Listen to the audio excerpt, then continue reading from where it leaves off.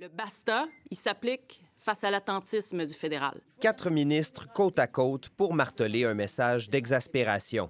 Il faut qu'il prenne ses responsabilités et sa presse. Le gouvernement Legault l'a dit à maintes reprises, il y a trop de demandeurs d'asile au Québec. 160 000 pour être plus précis, et les coûts pour les accueillir explosent. C'est maintenant plus d'1 milliard de dollars que Québec réclame à Ottawa pour les 3 dernières années. Malgré toute la générosité qui nous anime, notre capacité à livrer ces services aux demandeurs d'asile a des limites. Les demandes d'aide sociale se multiplient et l'équivalent de 52 écoles primaires complètes au Québec sert maintenant à l'accueil et à la francisation. Ce que je crains, c'est qu'à un moment donné, on se regarde comme société puis on dise, ben, on n'est plus capable. On n'est plus capable de les scolariser. Des propos un peu trop alarmants au goût de certains. Et les demandeurs d'asile sont minoritaires. Là, c'est surtout les nouveaux arrivants, les travailleurs temporaires, qui utilisent les classes d'accueil.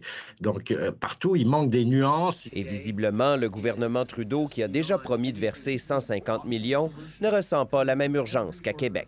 On va continuer de travailler main dans la main avec Québec. Mais le gouvernement Legault veut plus que de l'argent. Il accuse Ottawa d'être resté passif en n'agissant pas pour réduire l'arrivée de demandeurs d'asile et pour mieux les répartir au pays. Il y a une manière de vivre qui est menacée lorsque les nombres sont trop grands.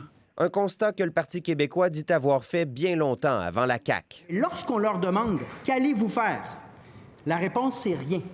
On va continuer à faire ce qu'on a fait dans les 6 dernières années, quémander au fédéral des grenailles. Pourquoi le PQ est non crédible quand il parle à Ottawa? Parce qu'il souhaite que ça ne marche pas pour pousser son référendum. Même si ces vœux n'ont pas été exaucés jusqu'ici, le gouvernement Legault espère que l'opinion publique canadienne et l'appui éventuel d'autres provinces contribueront à faire fléchir Ottawa.